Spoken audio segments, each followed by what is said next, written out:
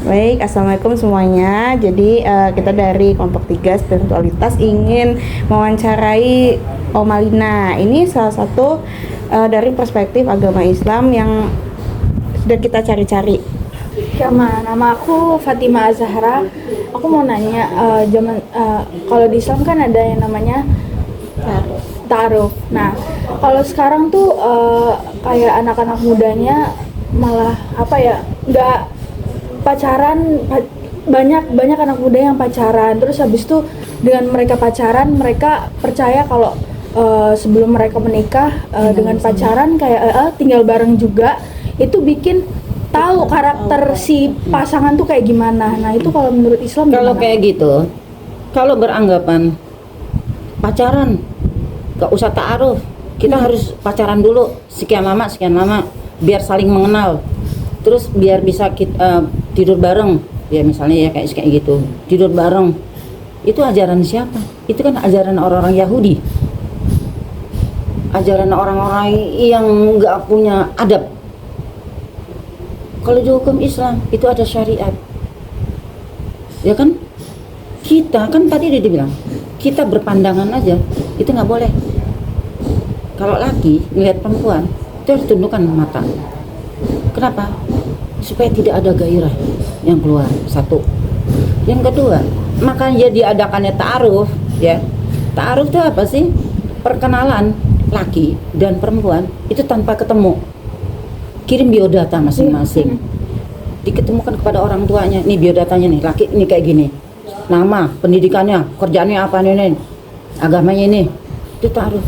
Terus ditanya sama si perempuannya ini juga tetap, kira-kira mau nggak nih si laki sama perempuan ini, lulusannya S1, agama ini, terus apa kayak gitu ya, orang tuanya ini. Kalau sekiranya si lakinya mau, terus si perempuannya mau, ya udah diketemukan tanpa harus pacaran. Kenapa? Kalau di hukum Islam itu nggak ada yang namanya pacaran. Kalau orang pacaran, laki dan perempuan itu sebetulnya tidak berdua, tapi dia bertiga. Siapa yang bertiga? Itu setan. Kenapa? Setan kan paling jahat, ya dong. Yang harusnya tidak pegangan jadi pegangan, yang harusnya tidak disentuh jadi sentuh, yang harusnya tidak boleh bersentuh akhirnya jadi ciuman, akhirnya terjadilah buffalo meeting, ya dong. Lah kalau kita misalnya gini, dipertemukan, kita pacaran dulu. Sebetulnya orang-orang yang anak-anak muda yang sekarang itu pakai sistem pacaran, sistem perkenalan dulu. Itu tuh bukan ajaran Islam. Kalau kita mau mengikuti syariat Islam ya, itu bukan ajaran Islam. Itu bukan ajaran Islam. Itu ajarannya jahiliyah. Zaman orang-orang tolol. Loh, jahiliyah kan tolol. Zaman itu. Ingat nggak kisah Nabi Lut? Perempuan kan nggak laku, yang laku laki. Tuh mau model kayak gitu, yang enggak. Kita perempuan di Islam itu punya nilai tinggi, derajat tinggi, kemuliaan tinggi. Maka Islam, untuk Islam, perempuan itu dimuliakan. Sekarang kalau kita merasa kita dimuliakan, kita kenalan sama laki, diajak gandeng, diajak dicium, diajak tidur bersama, berarti kita udah nggak dihargain. Harga kita udah nggak ada. Kalau terus, nah kalau dia pindah sama orang lain, rugi nggak? Rugi. Apalagi dia ninggalin janin. Mau apa? Lu mau teriak-teriak? Udah selesai. Yang ada digugur. Maka harga diri kita selaku perempuan, itulah hukum Islam yang berlaku. Makanya adanya ta'aruf. Kalau ini, loh ta'aruf kan kita nggak saling kenal. Gimana kita mau cinta? Allah Maha Adil, Allah Maha Kuasa, Allah Maha Penyayang, Allah Maha mengatur semua makhluknya. Ya dong?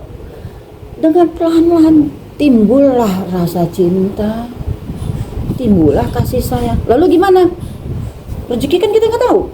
Misalnya gitu, setiap makhluk, setiap hamba yang diciptakan lahir oleh Allah, itu udah ditentuin rezekinya masing-masing.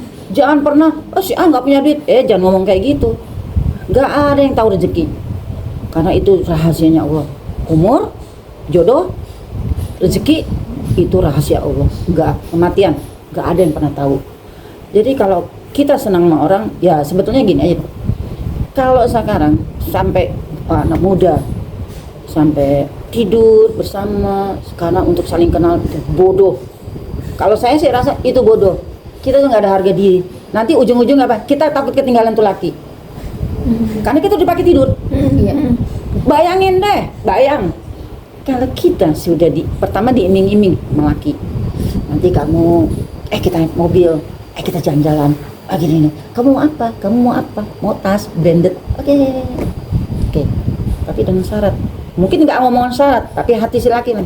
Gue pakai dulu dong. Gitu dong, gue pakai dulu dong.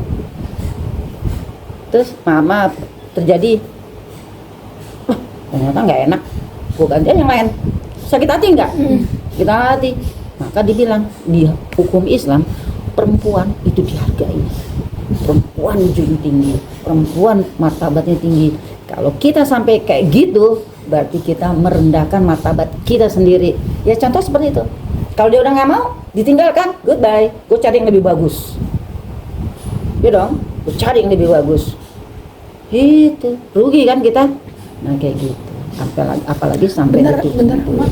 Kalau yang untuk ta'aruf itu kan kita kan nggak tahu nih karakter si pasangan kayak gimana. Itu biar kayak nggak ragu, terus habis itu takutnya dia ternyata orangnya tuh nggak bener gitu sebenarnya. Tapi kayak gini, nggak apa-apa. Aku maksudnya.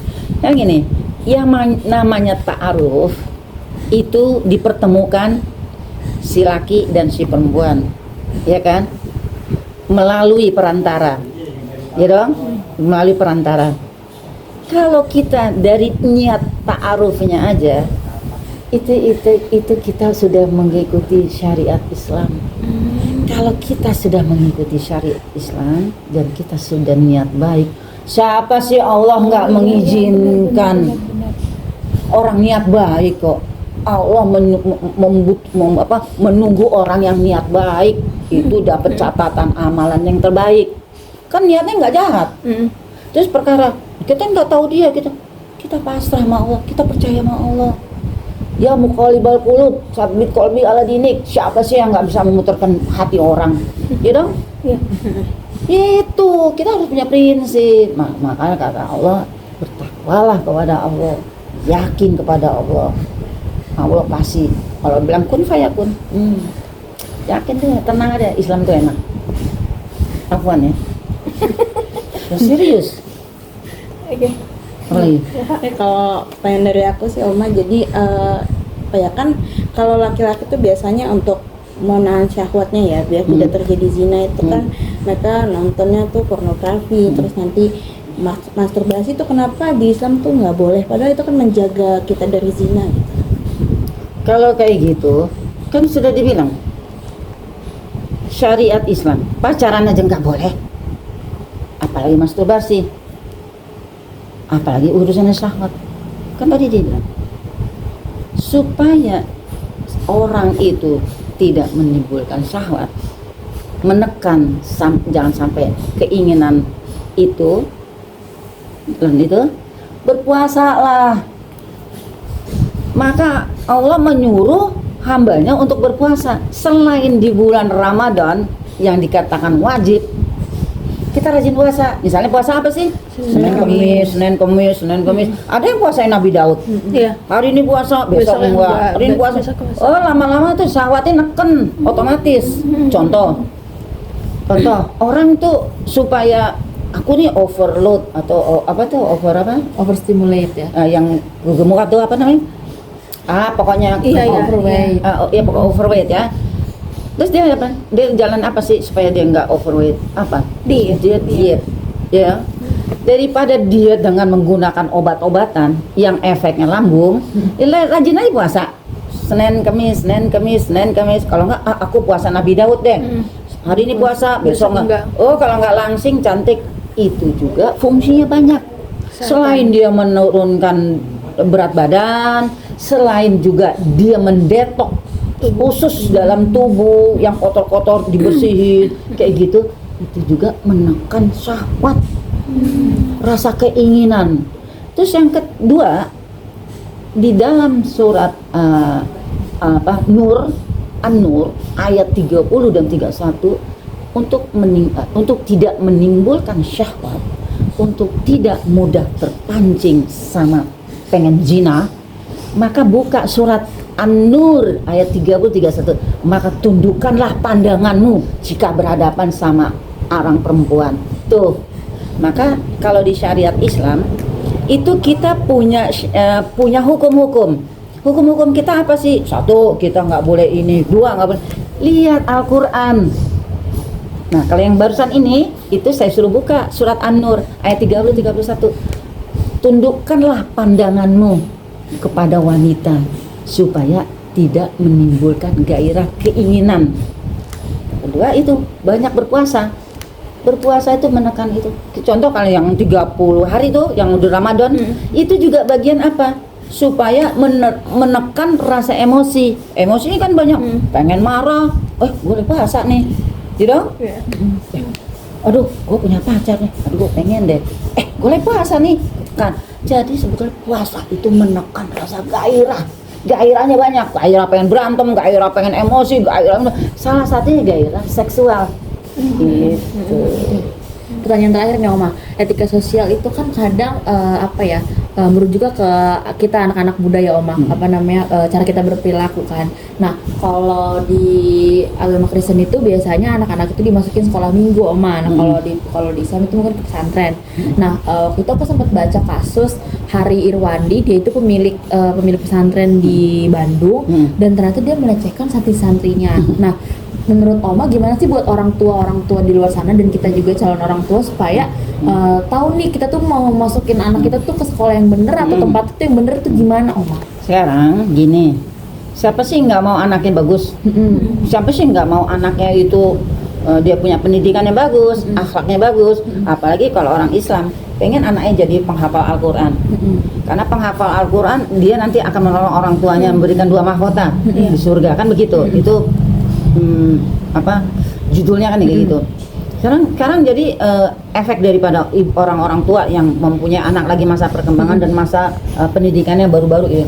Bagaimana ya dengan kondisi saat ini? Saya kepingin anak saya ini pengen masuk pesantren, tapi pada satu sisi tapi kok ustadznya melecehkan banget, banyak kejadian-kejadian kepada gitu.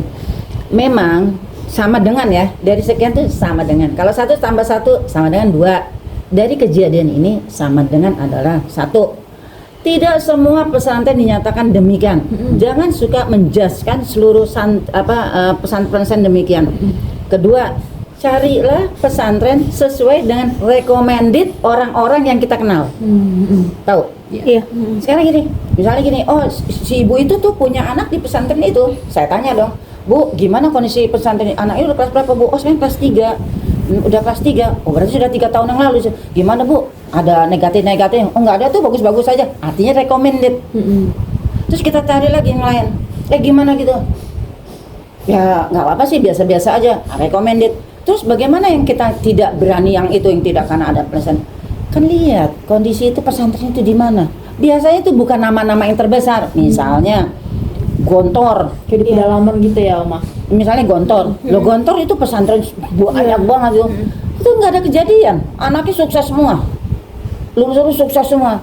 Maka kita juga jangan teriming-iming sama promonya pesantren. Begini loh, begini gitu kayak gitu. Berarti orang tua harus cari tahu lagi. Cari tahu, makanya kayak tadi kan, cari yang minta recommended yang memang benar-benar.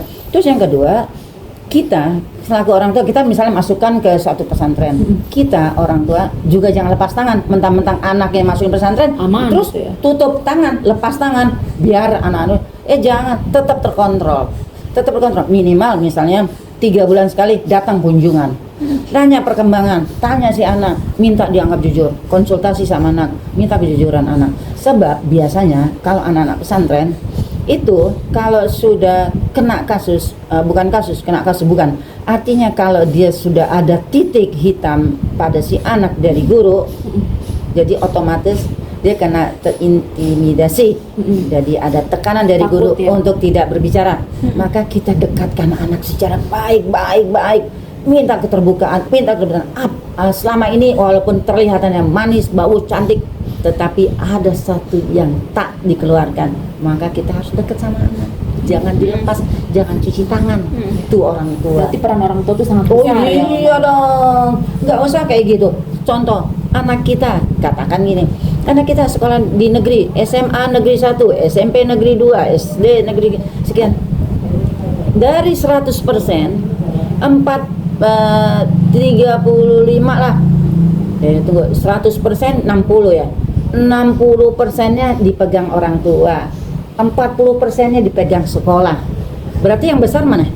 Orang Di tua. rumah orang tua. Orang tua. Kalau ada misalnya yang 40% di sekolah, katakan gini. Anak ini kejadian macam-macam di sekolah. Yang ditegur siapa? Yang dipanggil siapa? Orang tua. Orang tua. Yang disalin siapa? Orang tua. Nah, itu. Di mana perannya orang tua? Pada saat kita makan bersama, pada saat kita istirahat bersama, masuk orang tua. Masuknya artinya saran, apa tuh namanya itu? Masukan tuh apa sih namanya itu? Nasihat.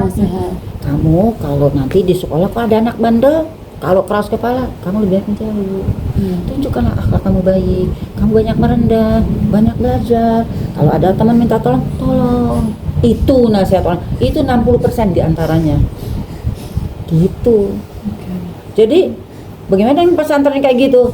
Enggak semua pesantren kayak gitu. Satu.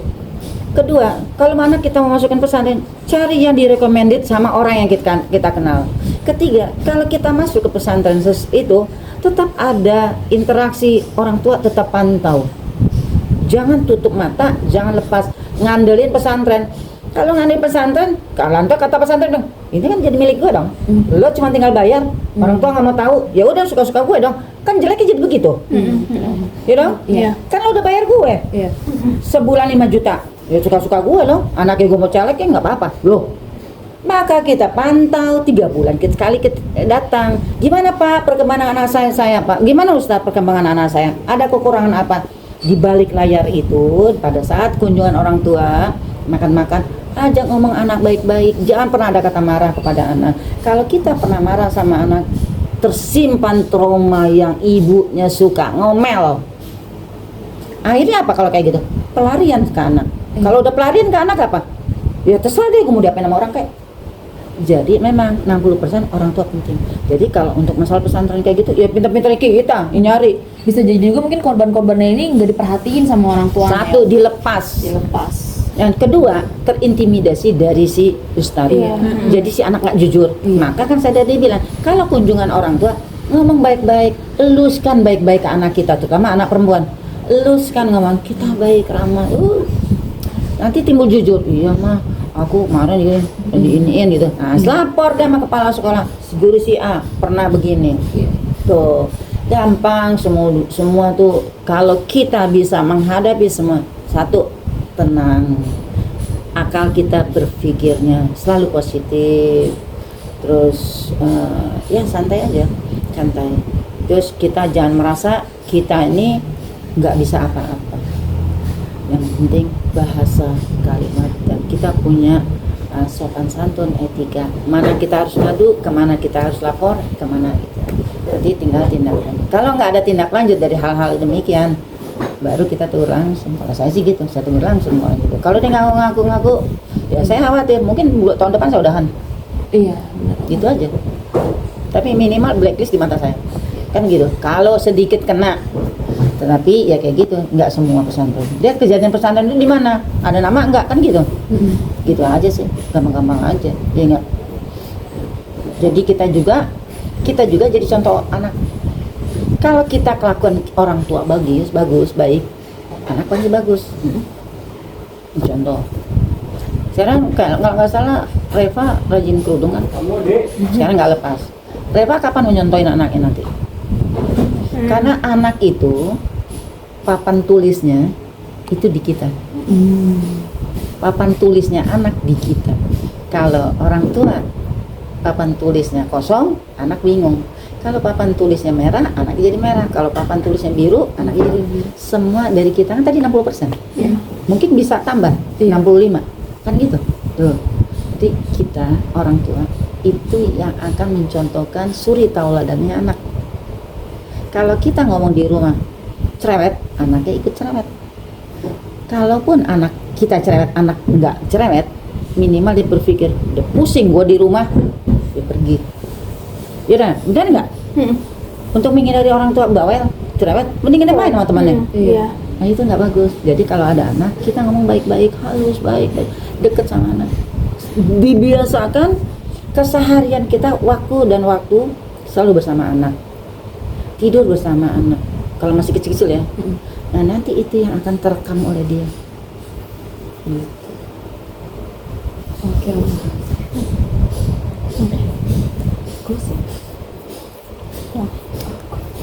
Oke, makasih Oma Lina untuk waktunya. Semoga ini bisa menjadi ilmu baru untuk kami. Maaf mengganggu waktunya. Terima kasih. Oke.